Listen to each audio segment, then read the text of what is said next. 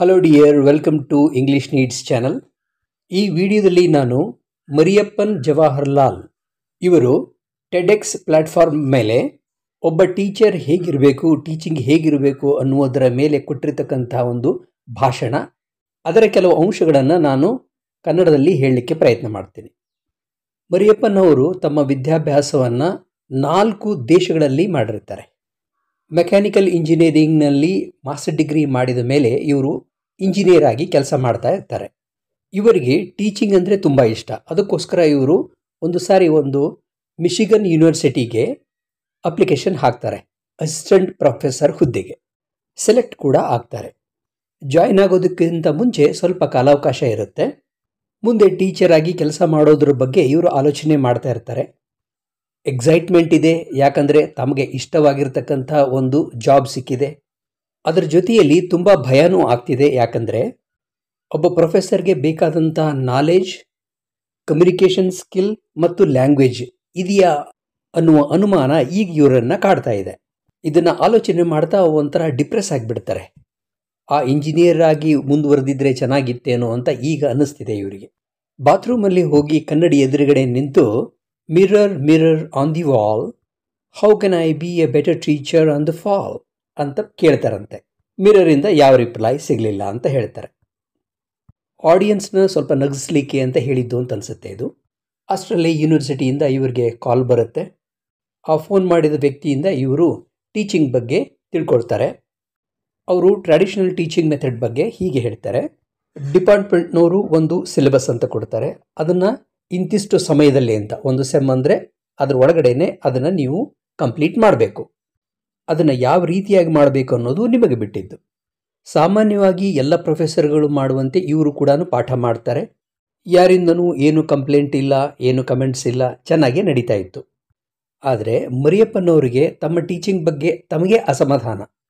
ಎಲ್ಲೋ ಏನೋ ಮಿಸ್ ಹೊಡಿತಾ ಇದೆ, ನಾನು ಕನೆಕ್ಟ್ ಆಗ್ತಾ ಇಲ್ಲ ವಿದ್ಯಾರ್ಥಿಗಳೊಂದಿಗೆ ಅನ್ನುವುದು ಇವರಿಗೆ ಪದೇ ಪದೇ ಅನ್ನಿಸ್ಲಿಕ್ಕೆ ಸ್ಟಾರ್ಟ್ ಆಗುತ್ತೆ. ಈಗಿರುವ ಟೀಚಿಂಗ್ ಮೆಥಡ್ನ ಚೇಂಜ್ ಮಾಡ್ಕೋಬೇಕು ಅಂತ ಇವರಿಗೆ ಬಲವಾಗಿ ಅನ್ನಿಸುತ್ತೆ. ಆಗ ಅವರು ತಮಗೆ ಕಲಿಸಿರ್ತಕ್ಕಂಥ ಟೀಚರ್ಸ್ಗಳ ಬಗ್ಗೆ ಆಲೋಚನೆ ಮಾಡ್ತಾರೆ. ಅದರಲ್ಲಿ ಕೆಲವರು ಒಳ್ಳೆ ಟೀಚರ್ಸ್ ಇದ್ದರು, ಕೆಲವರು ಕೆಟ್ಟ ಟೀಚರ್ಸ್ ಇದ್ದರು. ಈ ಬ್ಯಾಡ್ ಟೀಚರ್ಸಲ್ಲಿ ಕಾಮನ್ ಏನಂತಂದರೆ ಅವರು boring. They only give the lecture, they communicate with themselves. ಅಂದರೆ ಸ್ಟೂಡೆಂಟ್ಸ್ಗೆ ಕನೆಕ್ಟೇ ಆಗೋದಿಲ್ಲ. ಅವರು ಸ್ಟೂಡೆಂಟ್ಸ್ ತಿಳ್ಕೊಂಡ್ರೋ ಇಲ್ವೋ ಅದ್ರ ಬಗ್ಗೆ ಅವ್ರಿಗೆ ಆಲೋಚನೆ ಕೂಡ ಇರಲ್ಲ. ಇದು ಬ್ಯಾಡ್ ಟೀಚರ್ಸ್. ಅದಕ್ಕೆ ಇಂಥವ್ರನ್ನ ಫಾಲೋ ಮಾಡೋದು ಬೇಡ ಅಂತ ಅಂದ್ಕೊಳ್ತಾರೆ. ಗುಡ್ ಟೀಚರ್ಸ್ ಬಗ್ಗೆ ಆಲೋಚನೆ ಮಾಡಿದಾಗ ಅವರುಗಳಲ್ಲಿ ಎಷ್ಟೋ ವ್ಯತ್ಯಾಸಗಳಿದ್ದರೂ ಒಂದು ಕಾಮನ್ ಏನಿತ್ತಂದರೆ ಅವರು ಪಾಠ ಮಾಡೋದು ಮಕ್ಕಳಿಗೆ ಇಷ್ಟ ಆಗ್ತಾ ಇತ್ತು. ಕೆಲವರು ಪೋಡಿಯಂ ಹತ್ರನೇ ನಿಂತ್ಕೊಂಡು ಮಾತಾಡ್ತಾರೆ, ಕೆಲವೊಬ್ಬರು ಡಯಸ್ ಮೇಲೆ ಎಲ್ಲೋ ಓಡಾಡ್ಕೊಂಡು ಪಾಠ ಮಾಡ್ತಾರೆ, ಕೆಲವರು ಮೆಲ್ಲಗೆ ಮಾತನಾಡಿದರೆ ಕೆಲವರು ಜೋರಾಗಿ ಮಾತಾಡ್ತಾರೆ. ಆಗ ಇವರಿಗೆ ರಷ್ಯಾದ ಒಬ್ಬ ಟೀಚರ್ ಬಗ್ಗೆ ನೆನಪಾಗುತ್ತೆ. ಅವರು ಒಂದೇ ಕಡೆ ನಿಂತು ಪಾಠ ಮಾಡ್ತಿದ್ರು, ಮತ್ತು ಮೆಲ್ಲಗೆ ಮಾತಾಡೋರು, ಒಳ್ಳೆಯ ರಂಜನೀಯವಾಗಿ ಕತೆ ಹೇಳೋರು, ಜೋಕ್ ಮಾಡೋರು. ಅದೆಲ್ಲ ಮಕ್ಕಳಿಗೆ ಇಷ್ಟ ಆಗೋದು. ಅದಕ್ಕೋಸ್ಕರ ಇವರನ್ನು ಫಾಲೋ ಮಾಡಿದರೆ ಹೇಗೆ ಅಂಥೇಳಿ ಮರಿಯಪ್ಪನಿಗೆ ಅನಿಸುತ್ತೆ. ಆ ಥರ ತಮ್ಮ ಕ್ಲಾಸ್ನಲ್ಲಿ ಮಾಡಲಿಕ್ಕೆ ಹೋಗಿ ಅಟ್ಟರ್ ಫ್ಲಾಪ್ ಆಗಿಬಿಡತ್ತೆ, ಕ್ವೈಟ್ ಫೇಲ್ಯೂರ್. ಆಗ ಅವ್ರಿಗೆ ಜ್ಞಾನೋದಯ ಆಗುತ್ತೆ. ಒಬ್ಬ ಒಳ್ಳೆಯ ಟೀಚರ್ ಆಗಬೇಕಾದ್ರೆ ಮೊಟ್ಟ ಮೊದಲನೆಯದಾಗಿ ಬಿ ಒರಿಜಿನಲ್. ನೀವು ನೀವಾಗೇ ಇರಿ, ಯಾರನ್ನೂ ಕಾಪಿ ಮಾಡಲಿಕ್ಕೆ ಹೋಗಬೇಡಿ. ಇನ್ನು ಎರಡನೆಯ ವೆರಿ ಇಂಪಾರ್ಟೆಂಟ್ ಪಾಯಿಂಟ್ ಅಂದರೆ ರಿನನ್ಸ್ ಟೀಚಿಂಗ್. ಕಲಿಸುವುದನ್ನೇ ಬಿಟ್ಟು ಬಿಡಿ. ಒಬ್ಬ ಶಿಕ್ಷಕನಾಗಿ ಕಲಿಸುವುದನ್ನೇ ಬಿಟ್ಟು ಬಿಡಿ ಅಂತಂದರೆ ಇದು ಎಂಥ ಅಬ್ಸರ್ಡ್ ಅಂತ ಅನಿಸುತ್ತೆ ಅಂತ. ಅದಕ್ಕೆ ಒಳ್ಳೆಯ ಕಾರಣ ಕೊಡ್ತಾರೆ ಅವರು. ಏನಂದರೆ ಟೀಚಿಂಗ್ ಈಸ್ ನಾಟ್ ಲರ್ನಿಂಗ್. ನಿಜವಾಗಿ ಕ್ಲಾಸ್ ರೂಮ್ನಲ್ಲಿ ಆಗಬೇಕಾಗಿದ್ದು ಟೀಚಿಂಗ್ ಅಲ್ಲ, ಲರ್ನಿಂಗ್. ಪ್ರೊಫೆಸರ್ಗೆ ಎಷ್ಟು ಜ್ಞಾನ ಇದೆ ಅನ್ನೋದು ಮುಖ್ಯ ಅಲ್ಲ. ಟೀಚಿಂಗ್ ಅನ್ನೋದು ಮಕ್ಕಳಿಗೆ ನೀರನ್ನು ಕುಡಿಯಲಿಕ್ಕೆ ಕೊಟ್ಟ ಹಾಗೆ, ಮತ್ತು ಕಲಿಕೆ ಅಂದರೆ ಲರ್ನಿಂಗ್ ಅನ್ನೋದು ನೀರನ್ನು ಕುಡಿದ ಹಾಗೆ ಅಲ್ಲ.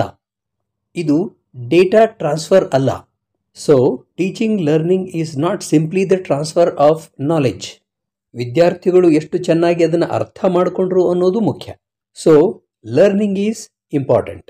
ಮೂರನೇ ಅತ್ಯಂತ ಮಹತ್ವದ ವಿಷಯ ಅಂದರೆ learning can occur independent of teaching. ಅಂದರೆ ಕಲಿಸಿದಾಗ ಮಾತ್ರ ಕಲಿಕೆ ಆಗುತ್ತೆ ಅನ್ನೋದನ್ನು ಸುಳ್ಳು. ಎಷ್ಟೋ ವಿಷಯಗಳನ್ನು ಜೀವನದಲ್ಲಿ ನಾವು ನಾವಾಗೇ ಕಲಿತೀವಿ, ಯಾರೂ ಕಲಿಸಬೇಕು ಅಂತಿಲ್ಲ.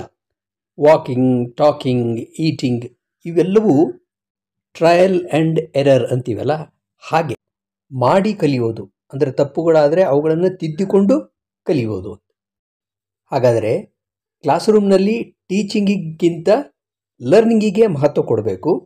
ಅದು ಟ್ರಯಲ್ ಆ್ಯಂಡ್ ಎರರ್ ಆಗಬೇಕು. ಅಂದರೆ ಅವ್ರು ಮಾಡಿ ಕಲಿಬೇಕು. ಅಂದರೆ ಸ್ಟೂಡೆಂಟ್ಸ್ದು ಆ್ಯಕ್ಟಿವ್ ಪಾರ್ಟಿಸಿಪೇಷನ್ ಇರಬೇಕು. ಈಗ ಪರಂಪರಾಗತವಾಗಿರ್ತಕ್ಕಂಥ ಟೀಚಿಂಗ್ನಲ್ಲಿ ಏನು ನಡೆಯುತ್ತೆ? When the focus is on teaching, the lecturer becomes important. His methods, his preparation, his presentation, these all the things are given importance. ಮಕ್ಕಳು ಕಲಿತರೋ ಇಲ್ವೋ, ಕಲಿತರು ಕೂಡ ಎಷ್ಟರ ಮಟ್ಟಿಗೆ ಕಲಿತರು ಅನ್ನೋದ್ರ ಬಗ್ಗೆ ಇಲ್ಲಿ ಫೋಕಸ್ಸೇ ಇರೋದಿಲ್ಲ. ಅದಕ್ಕೆ ಮರಿಯಪ್ಪನ್ ಹೇಳೋದು ರಿನನ್ಸ್ ಟೀಚಿಂಗ್, ಕಲಿಸುವುದನ್ನು ಬಿಟ್ಟು ಬಿಡಿ. ಹಾಗಾದರೆ ಏನು ಮಾಡಬೇಕು? ಇದಕ್ಕೆ ಉತ್ತರವಾಗಿ ಮರಿಯಪ್ಪನ್ ಹೇಳ್ತಾರೆ, ನೀವು ಸ್ಟೂಡೆಂಟ್ಸ್ನ ಐ ಲೆವೆಲ್ಗೆ ಹೋಗಿ ಅಂತ. ಅಂದರೆ ಬರೀ ಡಯಸ್ ಮೇಲೆ ದೂರದಲ್ಲಿ ಪೋಡಿಯಂ ಹಿಂದ್ಗಡೆ ನಿಶ್ಚಲವಾಗಿ ಅಲ್ಲಿ ನಿಂತು ಬಿಡಬೇಡಿ, ಕೆಳಗಿಳಿರಿ. ಅಂದರೆ ಇಲ್ಲಿ ಅರ್ಥ ಅವರ ಅಂಡರ್ಸ್ಟ್ಯಾಂಡಿಂಗ್ ಲೆವೆಲ್ಗೆ ಇಳಿರಿ ನೀವು. Think of learning a topic from the students perspective. ಒಂದು ವಿಷಯದ ಬಗ್ಗೆ ಹೇಳಿಕೊಡಬೇಕಾದಾಗ ಆ ವಿಷಯವನ್ನು ವಿದ್ಯಾರ್ಥಿಗಳ ದೃಷ್ಟಿಯಿಂದ ನೋಡಬೇಕು.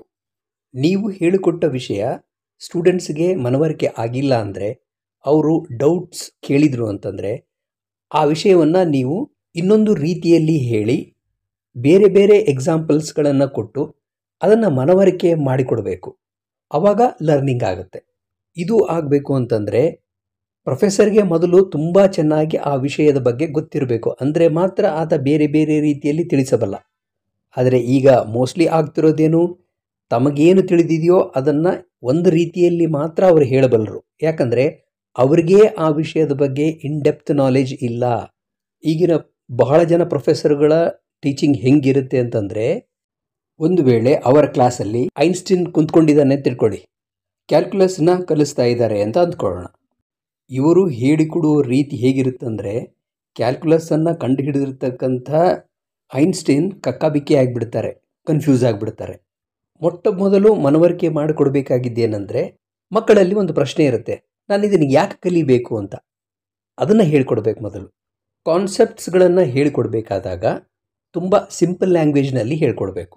ಸುಮ್ಮನೆ ಕಂಠಪಾಠ ಮಾಡಿರ್ತಕ್ಕಂಥ ಡೆಫಿನೇಷನ್ನ ಮತ್ತೆ ಮತ್ತೆ ಅದನ್ನೇ ಉರ ಹೊಡೆದು ಹೇಳೋದು ಅಲ್ಲ. ಚಟುವಟಿಕೆಯ ಮೂಲಕ ಹೋದಾಗ ಕಲಿಕೆ ಚೆನ್ನಾಗಿ ಆಗುತ್ತೆ. Let the students do the things practically, even if they make the mistakes, allow them to learn by doing mistakes. ಲ್ಯಾಬೊರೇಟರಿಯಲ್ಲಿ ಮಿಸ್ಟೇಕ್ ಮಾಡಿದರೆ ಏನೂ ಆಗಲ್ಲ, ಯಾಕಂತಂದರೆ ಇಲ್ಲಿ ಕಂಟ್ರೋಲ್ಡ್ ಎನ್ವೈರನ್ಮೆಂಟ್ ಅನ್ನೋದು ಇರುತ್ತೆ. ಮಿಸ್ಟೇಕ್ಸ್ ಮಾಡ್ತಾರೆ ಅಂತ ಅವ್ರಿಗೆ ಪ್ರಾಕ್ಟಿಕಲ್ ನಾವು ಮಾಡಲಿಕ್ಕೆ ಕೊಡಲೇ ಇಲ್ಲ ಅಂತಂದರೆ ಮುಂದೊಂದು ದಿನ ಮಿಸ್ಟೇಕ್ ಅಲ್ಲ ಬ್ಲಂಡರ್ ಮಾಡ್ತಾರೆ. ಅದಕ್ಕೋಸ್ಕರ ಈಗ ಮಿಸ್ಟೇಕ್ ಮಾಡಲಿ ಬಿಡಿ. ಕ್ಲಾಸ್ ರೂಮ್ ಎನ್ವೈರನ್ಮೆಂಟ್ ಹೇಗಿರಬೇಕು ಅಂತ ಮರಿಯಪ್ಪನ್ ಭಾಳ ಚೆನ್ನಾಗಿ ಹೇಳ್ತಾರೆ. ಫುಟ್ಬಾಲ್ ಆಟದ ಪ್ರಾಕ್ಟೀಸ್ ಸೆಷನ್ ಥರ ಇರಬೇಕು ಅಂತಾರೆ. You work hard, understand your mistakes, correct them then and there, then repeat the movements, ಅಂದರೆ ಎಕ್ಸಸೈಸ್ ಮಾಡಿ, develop strategy with the teammates. When you go through this process the real learning takes place. ಆದರೆ ಈಗಿನ class room environment ಹೇಗಿರುತ್ತೆ ಅಂತಂದರೆ, practice ಮಾಡ್ದೇ ಸೀದಾ final ಮ್ಯಾಚಿಗೆ ಹೋದಂಗೆ ಇರುತ್ತೆ ಅಂತ. ಪ್ರೊಫೆಸರ್ಗಳು ಲೆಕ್ಚರ್ ಕೊಡ್ತಾ ಇರ್ತಾರೆ, ಮಕ್ಕಳು ಏನೂ ಅರ್ಥ ಆಗದೇ ಕಕ್ಕಾಬಿಕ್ಕಿ ಆಗಿಬಿಡ್ತಾರೆ. ಅದಕ್ಕೆ ಇಂತಹ ಪ್ರೊಫೆಸರ್ಗಳಿಗೆ ಮರಿಯಪ್ಪನ್ ಒಂದು ಕಿವಿ ಮಾತನ್ನು ಹೇಳ್ತಾರೆ, ಯಾವತ್ತೂ ಮಕ್ಕಳಿಗೆ ಡಿಸ್ಕರೇಜ್ ಮಾಡಬೇಡಿ. ಡೋಂಟ್ ರೀಇನ್ವೆಂಟ್ ದ ವೀಲ್ ಅಂತ ಮಾತ್ರ ಎಂದೂ ಹೇಳಬೇಡಿ. This is the most counter productive statement ಅಂತಾರೆ. ಅಂದರೆ ವಿದ್ಯಾರ್ಥಿಗಳ ಕಲಿಕೆಗೆ ಧಕ್ಕೆ ತರುವಂತಹ ಮಾತಿದು. ಯಾಕಂದರೆ ಇದರಿಂದ ಡಿಸ್ಕರೇಜ್ ಆಗ್ತಾರೆ ಮಕ್ಕಳು. ವಿಷಯ ಅನುಭವಕ್ಕೆ ಬಂದರೆ ಮಾತ್ರ ಕಲಿಕೆ ಚೆನ್ನಾಗಿ ಆಗುತ್ತೆ. So let the students understand by experiencing. Reinventing ಅಂದರೆ ಮೈಂಡ್ ಒಳಗಡೆ ವಿದ್ಯಾರ್ಥಿ ತಾನೇ ಅದನ್ನು ಕಂಡು ಹಿಡಿದೇನೋ ಅನ್ನುವ ಥರ ಒಂದು ಎಕ್ಸ್ಪೀರಿಯನ್ಸ್ ಆಗಬೇಕು. ಈಗ ನ್ಯೂಟನ್ಸ್ ಲಾ ಆಫ್ ಮೋಷನ್ ನಾವು ಕಲಿಸ್ತಾ ಇದ್ದೀವಿ ಅಂತ ಅಂದ್ಕೊಳ್ಳೋಣ. ನ್ಯೂಟನ್ಗೆ ಅದರ ಬಗ್ಗೆ ಯಾರೂ ಅದಕ್ಕಿಂತ ಮುಂಚೆ ಹೇಳಿಕೊಟ್ಟಿರಲಿಲ್ಲ. ತನಗಾದ ಅನುಭವಗಳಿಂದ ಈ ಲಾಸ್ನ ಅವನು ಮಾಡಿಟ್ಟ. ನ್ಯೂಟನ್ ಈ ನಿಯಮಗಳನ್ನು ಯಾವ ಅನುಭವದಿಂದ ಕಲ್ತನೋ ಅದೇ ಅನುಭವವನ್ನು ನಾವು ಈಗ ಮಕ್ಕಳಲ್ಲಿ ಕೊಟ್ಟಾಗ ಅದು ರಿಯಲ್ ಲರ್ನಿಂಗ್ ಆಗುತ್ತೆ. ಆದರೆ ಈಗ ಮೋಸ್ಟ್ಲಿ ಆಗ್ತಿರೋದೇನು, ಬರೀ ಡೆಫಿನೇಷನನ್ನು ಬೈ ಹಾರ್ಟ್ ಮಾಡೋದು, ಈಕ್ವೇಷನ್ಗಳನ್ನು ಹಾಕಲಿಕ್ಕೆ ಕಲಿಯೋದು, ಎಕ್ಸಾಮಿನೇಷನಲ್ಲಿ ಬರೆಯೋದು, ಪಾಸ್ ಆಗೋದು, ಅರ್ಥನೇ ಆಗಿರೋದಿಲ್ಲ. ಇದಕ್ಕೆ ಮರಿಯಪ್ಪನ್ ಒಂದು ಒಳ್ಳೆಯ ಉದಾಹರಣೆಯನ್ನು ಕೊಡ್ತಾರೆ, ತಮ್ಮ ಲೈಫ್ನಲ್ಲೇ ನಡೆದಿದ್ದು. ಶಾಲೆಯಲ್ಲಿ ಸೈನ್ಸ್ ಟೀಚರ್ ಭೂಮಿ ಗೋಳಾಕಾರವಾಗಿದೆ ಅಂತ ಹೇಳಿದಾಗ ನಾನು ಯಾವತ್ತೂ ನಂಬಿದ್ದಿಲ್ಲ.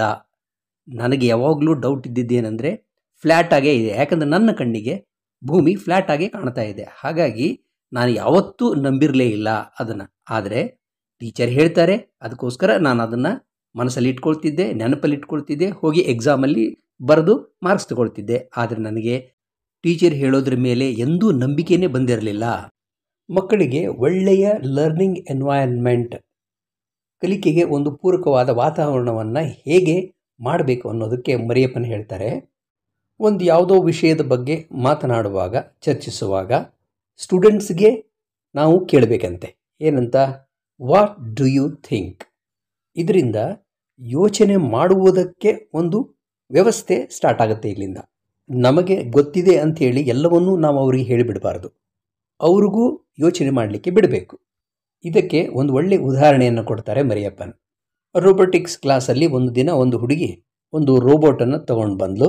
ಸರ್, ಇದು ವರ್ಕ್ ಆಗ್ತಾ ಇಲ್ಲ ಅಂತ ಅಂದ್ಲು. ಸಮಸ್ಯೆ ಬಂದ ತಕ್ಷಣವೇ ಆ ಹುಡುಗಿ ಪರಿಹಾರಕ್ಕೆ ಟೀಚರ್ ಹತ್ರ ಬಂದ್ಲು. ತಾನೇ ಆ ಸಮಸ್ಯೆಯನ್ನು ಪರಿಹರಿಸಿಕೊಳ್ಳಬಹುದಾಗಿತ್ತು ಅಂತ ಆಕೆ ಗೊತ್ತೇ ಇರಲಿಲ್ಲ. ಬೇರೆ ಯಾರಾದರೂ ಆಗಿದ್ದರೆ ಆ ರೋಬೋಟನ್ನು ಬಿಚ್ಚಿ ಅದನ್ನು ನೋಡಿ ಏನೇನು ಸಮಸ್ಯೆ ಇದೆ ಅಂತ ನೋಡಿಬಿಟ್ಟು ಅದನ್ನು ಸರಿ ಮಾಡಿ ಕೊಟ್ಟಿರೋರು. ಆದರೆ ಮರಿಯಪ್ಪನ್ ಹಾಗೆ ಮಾಡಲಿಲ್ಲ. ತಾವು ನಂಬಿರುವ ಅದೇ ವೇದವಾಕ್ಯವನ್ನೇ ಕೇಳಿದರು. ವಾಟ್ ಡು ಯು ಥಿಂಕ್ ಅಂತ ಕೇಳಿದರು. ಆ ಹುಡುಗಿ ಸ್ವಲ್ಪ ಅವಾಕ್ಕಾದ್ಲು, ಕಕ್ಕಾಬಿಕ್ಕಿ ಆಯಿತು.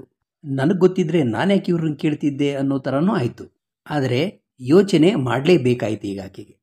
ಸರ್, ವೈರ್ ಕನೆಕ್ಷನ್ನಲ್ಲಿ ಎಲ್ಲಾದರೂ ಸಮಸ್ಯೆ ಆಗಿರಬಹುದು, ಕಟ್ ಆಗಿರ್ಬೋದು ಅಂದ್ಲು. ಸರಿ, ಹಾಗಾದರೆ ಬಿಚ್ಚಿ ನೋಡು ಅಂದರು. ಬಿಚ್ಚಿ ನೋಡಿದ್ಲು, ಎಲ್ಲವೂ ಸರಿ ಇತ್ತು. ಮತ್ತೆ ಅದೇ ಪ್ರಶ್ನೆಯನ್ನು ಕೇಳಿದರು, ವಾಟ್ ಡು ಯು ಥಿಂಕ್ ನಾವು ಅಂತ. ಮತ್ತೆ ಆಲೋಚನೆ ಮಾಡಿ ಅವಳು ಬ್ಯಾಟ್ರಿ ವೀಕ್ ಆಗಿರ್ಬೋದು ಸರ್ ಅಂದ್ಲು. ಆಗ ಆಕೆನೇ ಹೋಗಿ ಇನ್ನೊಂದು ವರ್ಕೆಬಲ್ ಕಂಡೀಷನ್ನಲ್ಲಿರ್ತಕ್ಕಂಥ ಒಳ್ಳೆಯ ಬ್ಯಾಟ್ರಿಗಳನ್ನು ತಂದು ಅದರ ಆ ರೋಬೋಟಿನ ಬ್ಯಾಟ್ರಿಯನ್ನು ಇದಕ್ಕೆ ಹಾಕಿ ನೋಡಿದ್ಲು. ಆಗಲೂ ಅದು ವರ್ಕ್ ಆಗಲಿಲ್ಲ. ಮತ್ತೆ ಮರಿಯಪ್ಪನ್ ಕೇಳಿದರು, ವಾಟ್ ಡು ಯು ಥಿಂಕ್ ಅಂದರು. ಹಾಗೆ ಆಕೆ ಅಂದ್ಲು, ಸಾಫ್ಟ್ವೇರ್ ಪ್ರಾಬ್ಲಮ್ ಇರಬೇಕು ಸರ್ ಅಂದ್ಲು. ಈ ಹುಡುಗಿ ಈ ಥರ ಬ್ಯಾಟ್ರಿಗಳನ್ನು ರೀಪ್ಲೇಸ್ ಮಾಡಿ ನೋಡ್ತಾಳೆ ಅಂತ ಇವರಿಗೆ ಅನ್ನಿಸಿರಲೇ ಇಲ್ಲ. ಮಲ್ಟಿಮೀಟರ್ನ ಉಪಯೋಗ ಮಾಡಿ ವೋಲ್ಟೇಜನ್ನು ಮೆಷರ್ ಮಾಡಿ ತೋರಿಸ್ಬೇಕು ಅಂತ ಇವರು ಅಂದುಕೊಂಡಿದ್ರು. ಆದರೆ ಆಕೆ ಮಾಡಿದ್ದೇ ಬೇರೆ ಆಯಿತು. ಈ ರೀತಿ ವಿದ್ಯಾರ್ಥಿಗಳಿಗೆ ಯೋಚನೆ ಮಾಡುವುದಕ್ಕೆ ಅನುವು ಮಾಡಿಕೊಡಬೇಕು ಅಂತ. Let the students experience the joy of discovering. ಈ ವಾಟ್ ಡು ಯು ಥಿಂಕ್ ಅನ್ನುವ ಪ್ರಶ್ನೆಯನ್ನು ನಾನು ಸಾವಿರಾರು ವಿದ್ಯಾರ್ಥಿಗಳಿಗೆ ಕೇಳಿದ್ದೀನಿ. ಇದು ತುಂಬ ಸಕ್ಸಸ್ಫುಲ್ಲಾಗಿ ಕೆಲಸ ಮಾಡಿದೆ, ನೀವು ಕೂಡ ಹಾಗೆ ಮಾಡಿ ಅಂತಾರೆ. ಹಾಗೆಯೇ ಕೊನೆಯದಾಗಿ ಒಂದು ಕಿವಿ ಮಾತನ್ನು ಹೇಳ್ತಾರೆ, ನಿಮ್ಮ ಸ್ಟೂಡೆಂಟ್ಸ್ಗೆ ನೀವು ಬಸ್ ರೈಡಿಂಗ್ ಮಾಡಿಸ್ಬೇಡಿ, ಅವ್ರಿಗೆ ಬೈಕ್ ರೈಡಿಂಗ್ ಮಾಡಿಸಿ ಅಂತಾರೆ. ಬಸ್ ರೈಡಿಂಗ್ ಮಾಡುವಾಗ ಡ್ರೈವರ್ ಆದ ನೀವು ಮಾತ್ರ ಯಾವಾಗಲೂ ಆ್ಯಕ್ಟಿವ್ ಆಗಿರ್ತೀರಿ. ಮಕ್ಕಳು ಆ ರೈಡಿಂಗ್ನ ಸ್ವಲ್ಪ ಹೊತ್ತು ಮಾತ್ರ ಎಂಜಾಯ್ ಮಾಡ್ತಾರೆ, ಆಮೇಲೆ ಮಲಗಿಬಿಡ್ತಾರೆ, ದೇ ಗೋ ಟು ಸ್ಲೀಪ್. ಅದೇ ಅವ್ರನ್ನ ನೀವು ಬೈಕ್ ಮೇಲೆ ಕರ್ಕೊಂಡು ಹೋದರೆ ಅವರು ಯಾವಾಗಲೂ ಎಚ್ಚರವಾಗಿ ಇರಲೇಬೇಕು. ಅವರು ಯಾವಾಗಲೂ ನಿಮ್ಮ ಜೊತೆಯಲ್ಲಿ ಆ್ಯಕ್ಟಿವ್ ಆಗಿರಬೇಕು. ನೀವು ಆ್ಯಕ್ಟಿವ್ ಆಗಿರ್ತೀರಿ, ಅವರು ಆ್ಯಕ್ಟಿವ್ ಆಗಿರ್ತಾರೆ. ಈ ಎನಾಲಜಿಯನ್ನೇ ನಾವು ನಮ್ಮ ಕ್ಲಾಸ್ ರೂಮ್ನಲ್ಲಿ ಉಪಯೋಗಿಸಬೇಕು. ಸ್ಟೂಡೆಂಟ್ಸ್ ತುಂಬ ಇನ್ವಾಲ್ವ್ ಆಗುವ ತರಹ ಸಿಚುವೇಶನ್ಗಳನ್ನು ಕ್ರಿಯೇಟ್ ಮಾಡಬೇಕು. ಅವರು ಪರ್ಫಾರ್ಮ್ ಮಾಡೋದಕ್ಕೆ ಅವರಿಗೆ ಅವಕಾಶ ಮಾಡಿಕೊಡಬೇಕು. ತಪ್ಪುಗಳಾದಾಗ ಸಣ್ಣ ಪುಟ್ಟ ಬದಲಾವಣೆಗಳನ್ನು ಹೇಗೆ ಮಾಡ್ಕೋಬೇಕು ಅಂತ ಕೂಡ ಹೇಳಬೇಕು. Finally, allow them to experience the joy of discovery. ಈಗ ನಿಮಗೆ ಚೆನ್ನಾಗಿ ಅರ್ಥ ಆಗಿದೆ ಅಂತ ಭಾವಿಸ್ತೀನಿ. ಈಗ ಮತ್ತೊಮ್ಮೆ ನೀವು ಆ ಟ್ರಾನ್ಸ್ಕ್ರಿಪ್ಟನ್ನು ಇನ್ನೊಂದು ಸಾರಿ ಚೆನ್ನಾಗಿ ಓದಿ. ಹಾಗೆಯೇ ಯೂಟ್ಯೂಬ್ನಲ್ಲಿ ಇವರ ಸ್ಪೀಚ್ ಇದೆ, ಅದನ್ನು ಕೇಳಿ. Thank you.